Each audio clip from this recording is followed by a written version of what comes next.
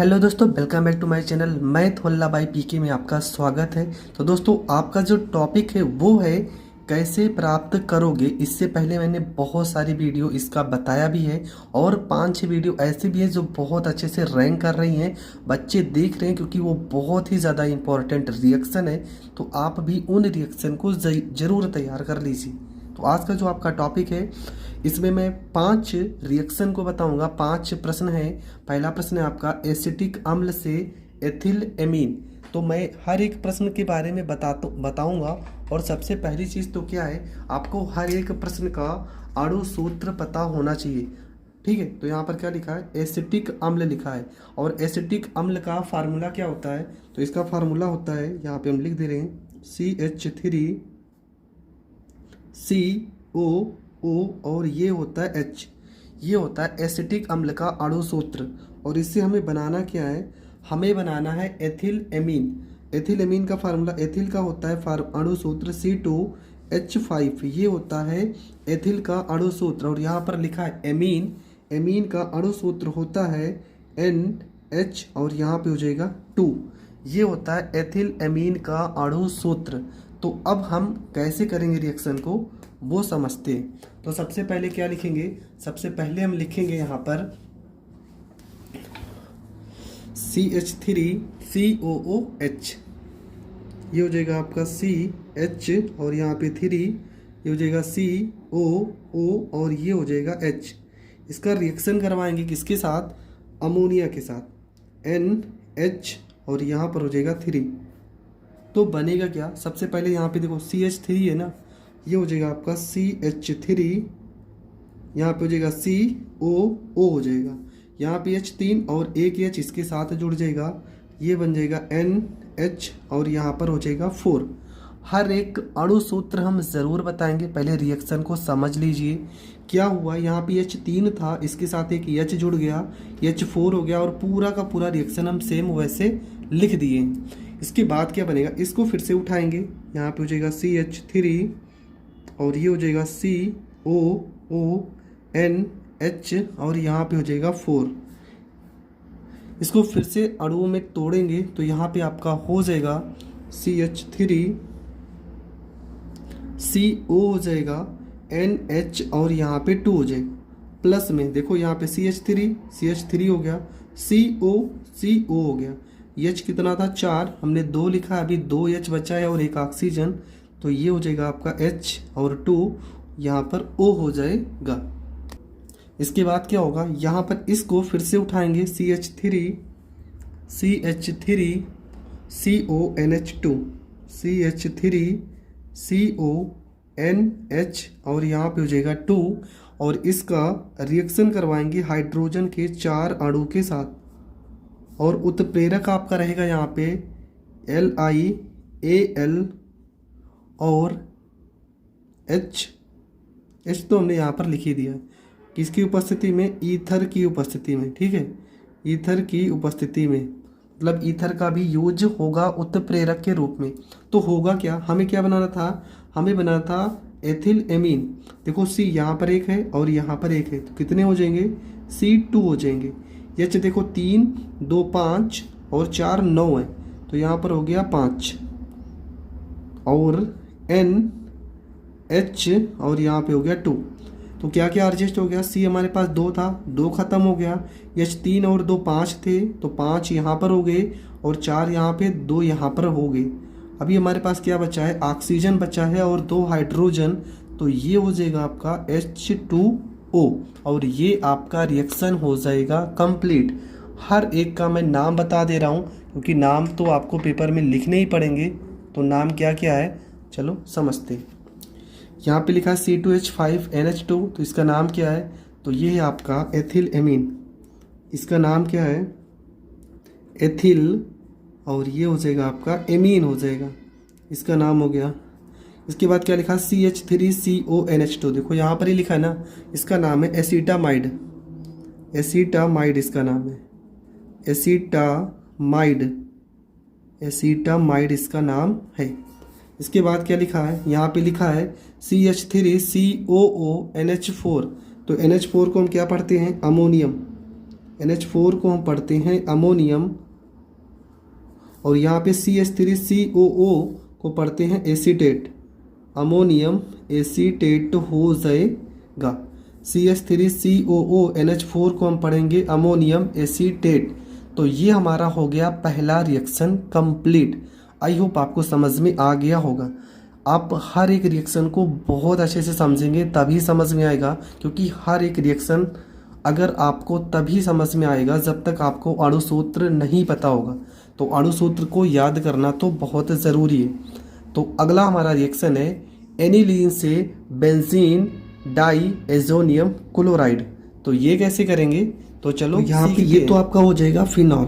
यहाँ पर अगर OH लगा देंगे, पर यहाँ पे देखो ये कितना बना है C6H5, इस H की जगह पे आ जाएगा NH2। अब ये क्या हो गया, ये आपका हो गया एनिलीन, और इसमें से हम क्या लिखेंगे प्लस में HCl, और क्या लिखेंगे HNO2 लगभग 0 से 5 डिग्री सेल्सियस के टेम्परेचर पर। आपको अगर नहीं याद रहता टेम्परेचर तो आप यहाँ पे इस तरह से बना देंगे डेल्टा का निशान, तब भी आपका समझ में आ जाएगा कि आपने गर्म किया है। तो होगा क्या, यहाँ पे इसको स्ट्रक्चर को पूरा बना देंगे, पूरा का पूरा स्ट्रक्चर पहले बना देंगे। उसके बाद क्या होगा, यहाँ पे देखो क्या लिखा है, N लिखा है ना, तो ये N हो जाएगा,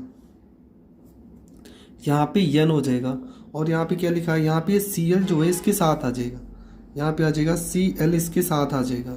बचा क्या क्या है, अब यहाँ पे बचा है पहली बात तो H कितने हैं, यहाँ पे एक H, यहाँ पे एक H और यहाँ पे 2 H, मतलब 4 H बचे हैं। तो प्लस में 2H2 और क्या बचा O, ठीक है। यहाँ पे देखो N कितने थे, NH2 थे ना, तो यहाँ पे आपका क्या हो गया NCl हो जाएगा, ये NCl। और आपका बचेगा क्या, बना के यहाँ पे, और यहाँ पे Cl बचा था तो Cl एडजस्ट हो गया, और H यहाँ पे 2 और एक 3 और एक 4 थे, और ऑक्सीजन कितना था 2, तो 2 दूना 4 हाइड्रोजन और 2 ऑक्सीजन हो गए। अब क्या क्या संतुलित नहीं हुआ है उसको हम देख लेते हैं। तो यहाँ पे देखेंगे N हमारे पास कितने थे, Cl हमारे पास 1 था तो Cl यहाँ पर 1 हो गया, और N हमारे पास 2 थे, देखो N और N कितने 2 N है ना, तो यहाँ पे N2 हो जाएगा, N2Cl हो जाएगा। तो इसका नाम क्या हो जाएगा, इसका नाम हो जाएगा बेंजीन डाई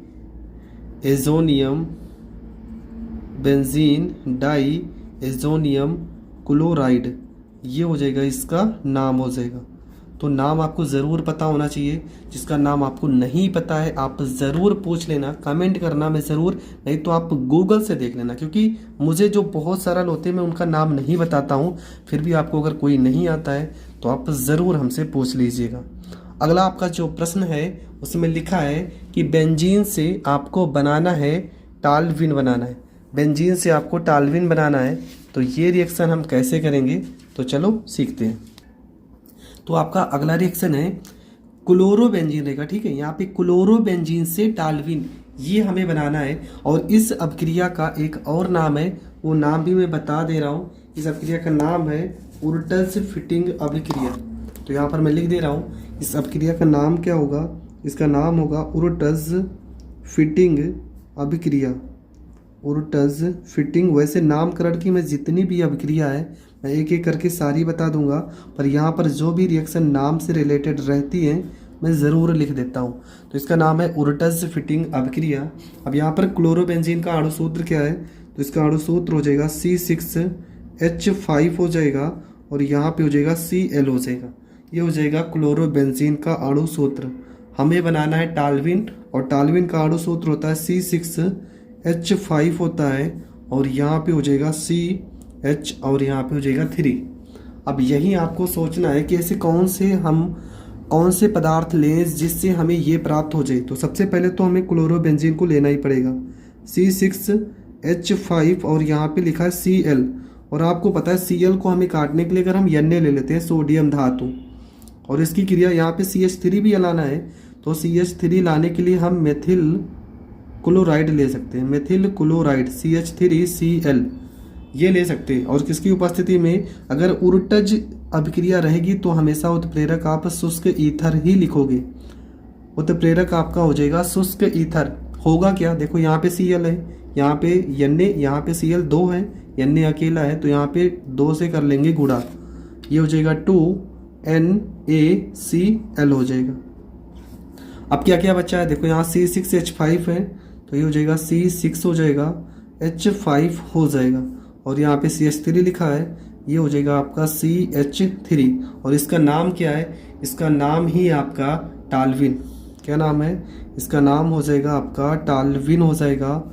और इसका नाम क्या हो जाएगा, methyl chloride, methyl chloride, methyl chloride हो जाएगा।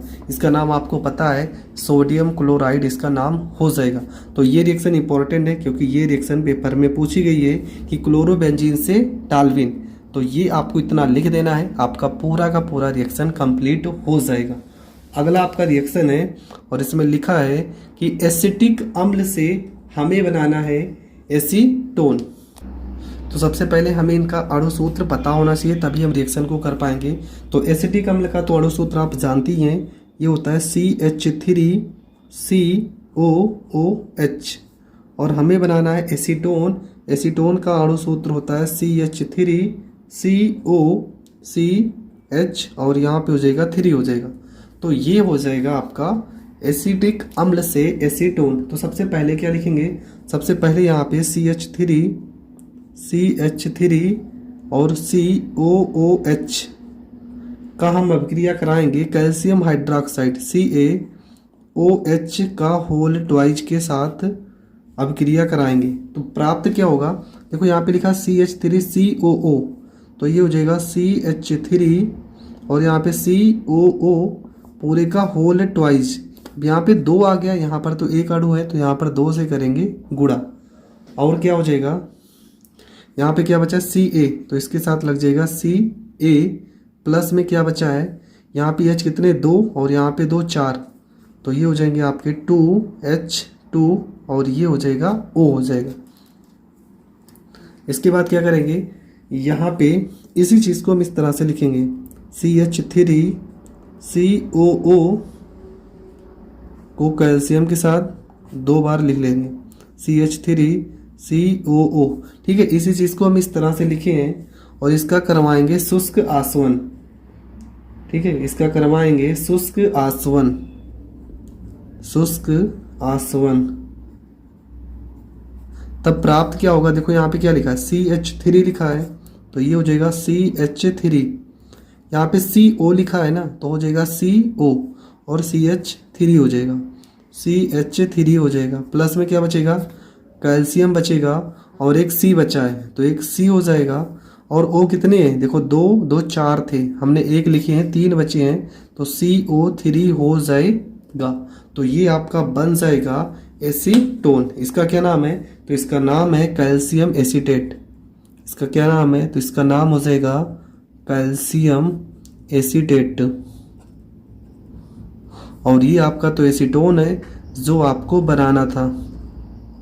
इसका क्या नाम है, Ca से हो जाएगा आपका कैल्शियम और CO3 से हो जाएगा कार्बोनेट, कैल्शियम कार्बोनेट हो जाएगा। तो ये आपके 4 के चारों रिएक्शन मैंने बहुत अच्छे से बताए हैं। आई होप आपको समझ में भी आ गया होगा।